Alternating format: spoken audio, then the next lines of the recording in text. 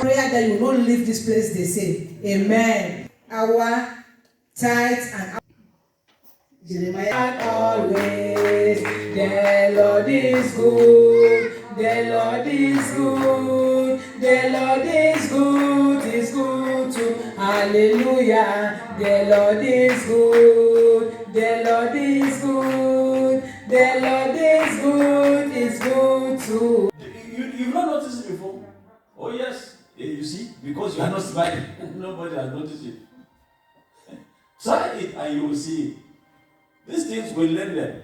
Sometimes they are difficult, but learn them and put them in practice. And so you are going to get there. Hallelujah. Put your hands together for Jesus. But I want us to pray. Lift your hands to heaven and say, Lord, I thank you for this Kairos moment. I'm here to receive. I pray, oh Father, Elohim, may you bless me today. Oh, may you bless me today. May you increase my tents, Lord. May you increase my coast, Lord. May you cause favor, oh Father, Lord, upon my life.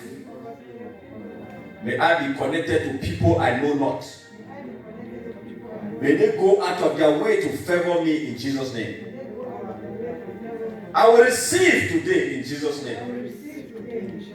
I thank you, oh Father, for it's a done deal. I seal it right now with the blood of Jesus Christ. In Jesus' name.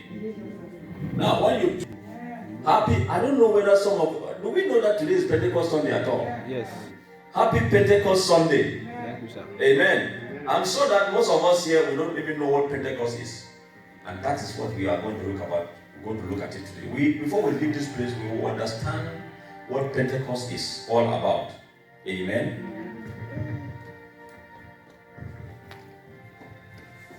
The power and effects of Pentecost.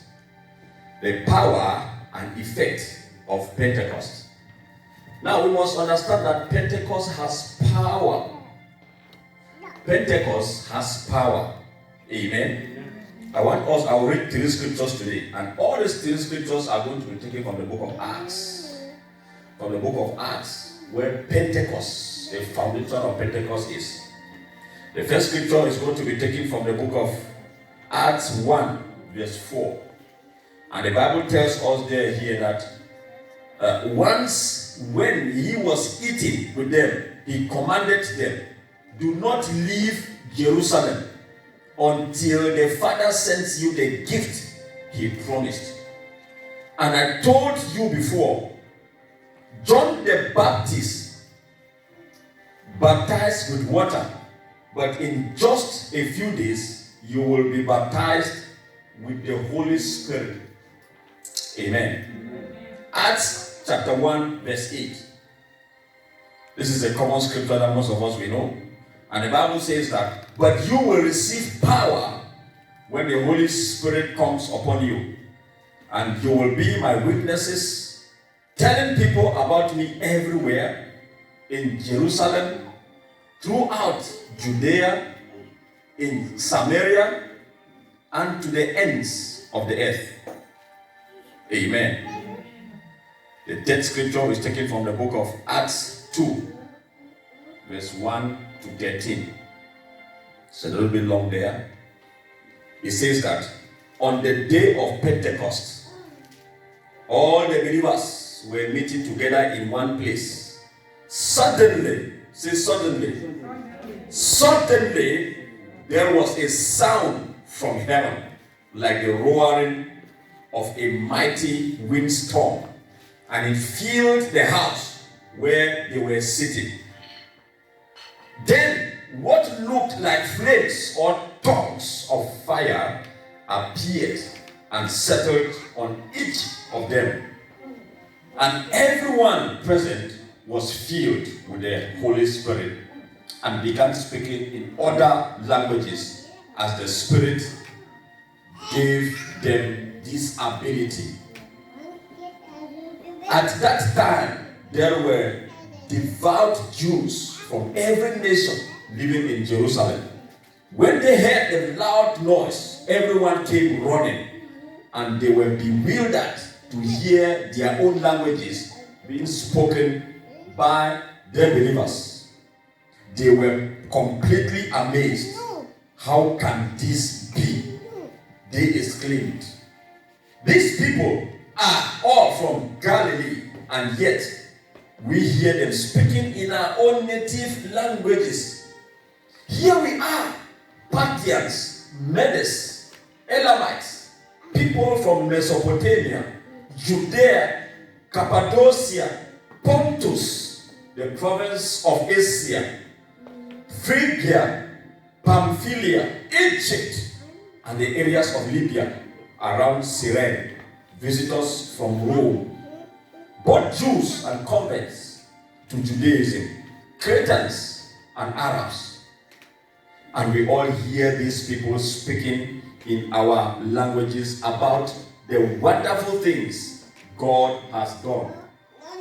They stood there amazed and perplexed. What can this be? They asked each other.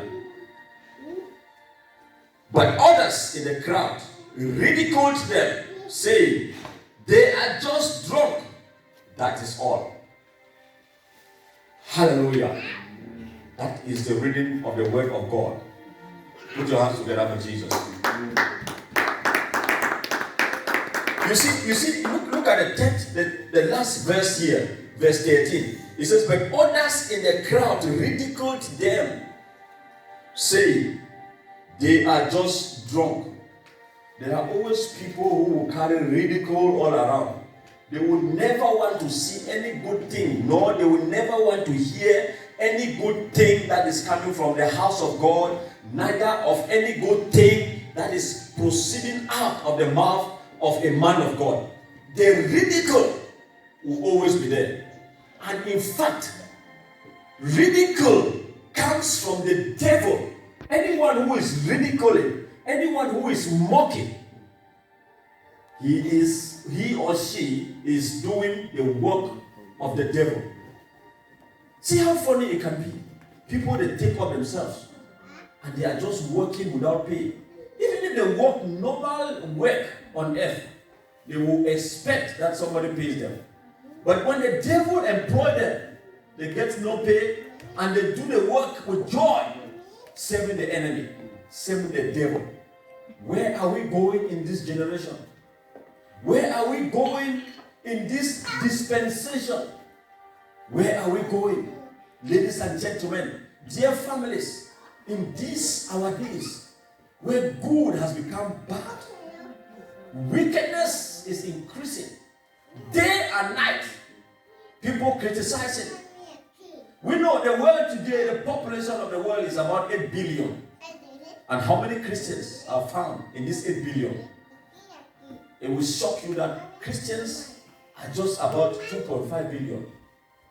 And for that matter, Muslim is 1.9 billion, which means that they are chasing seriously behind. And if you calculate 1.9 billion plus 2.5 billion, how many is it going to give to you? It's going to give to you about 4,400,000. So out of the 8 billion people that we do have, we have only 4,400,000 that believe that there is a kind of deity, which is God. Of course, some others, they also believe. Like these other worshippers from India, the worshippers from China, and so on. But they believe in gods that they carve with their own hands. Those that has eyes that they cannot see. What am I saying? What am I trying to establish here? I'm just trying to bring your attention that we still have a lot of work to do. When you subtract 4.4 billion from 8 billion, it is going to be remaining with 3.7 billion people. 3.7 billion people, and you add the Muslim there, it is going to be what?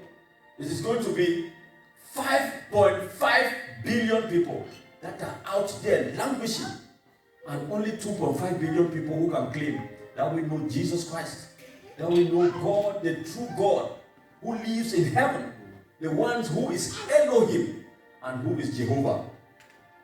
All the other ones, I don't know what they worship. They worship something, but as a human being, whether it's an atheist, whether it is a Confucianist, they worship something. Ladies and gentlemen, this day is a representative of the day that things actually turn around in the church. And as a matter of fact, Pentecost is the birthday of the church. Human beings celebrate birthday, they bake cake, they go on hire horse, they buy drinks of all kinds and all sorts. And yet, many of us have missed the day that the church was born. Many of us still don't know what Pentecost is all about. Pentecost is a powerful day for believers. Believers will lose their reasoning. They will lose value if they don't know what Pentecost is. If they don't know what kind of weight Pentecost carry. Hallelujah. So I've come today to submit to you, to expose to you this wonderful occasion, that it is very, very important in the life of the believer and in the life of the church. The Bible tells us in Acts 1, verse 4, it says, once when he was eating, this is Jesus Christ, he commanded his disciples. He was, during the time that Jesus Christ resurrected from the death, Jesus Christ didn't go to heaven, he didn't ascend to heaven. The Bible tells us that he was on the planet, the face of this earth, for 40 days. He didn't go to heaven. He was impacting people. He was impacting his disciples. He was sitting with them and talking to them. So this is the last time that you will see me. As I am leaving, this is the only time that we have at the last opportunity to talk. He says when he was eating, so he ate with men when he resurrected from death. So people who say that, hey, Jesus Christ, did he actually resurrect from death? Go and ask his disciples that saw him. They saw him. It's not only they that saw him, other people too, they also saw him. So when he was eating with them, he commanded them, do not leave Jerusalem until the Father sends you the gift he promised. And I told you before. Say, John baptized with water, but in just a few days, you will be baptized with the Holy Spirit. In just a few days, you will be baptized with the Holy Spirit. The 40 days that Jesus Christ spent on earth. And on the day of ascension, Jesus Christ ascended into heaven. He ascended into heaven, and he said that in just a few days, you will receive the power of the Holy Ghost. 40 days he resurrected. He talked to his people concerning the kingdom. While he was talking to his disciples concerning the kingdom, some of them, they were so anxious.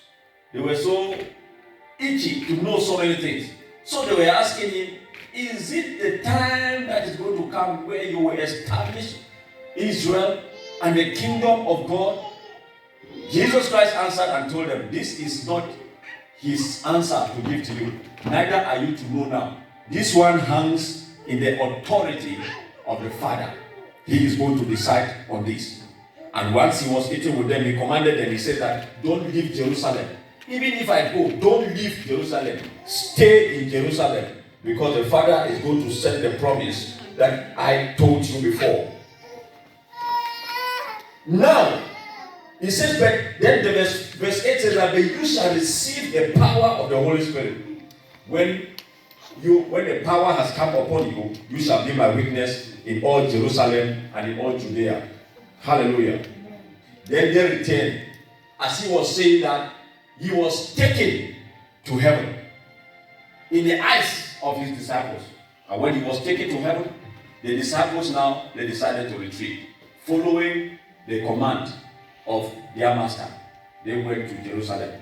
Now, the place that Jesus Christ was taken up is called Mount Olives.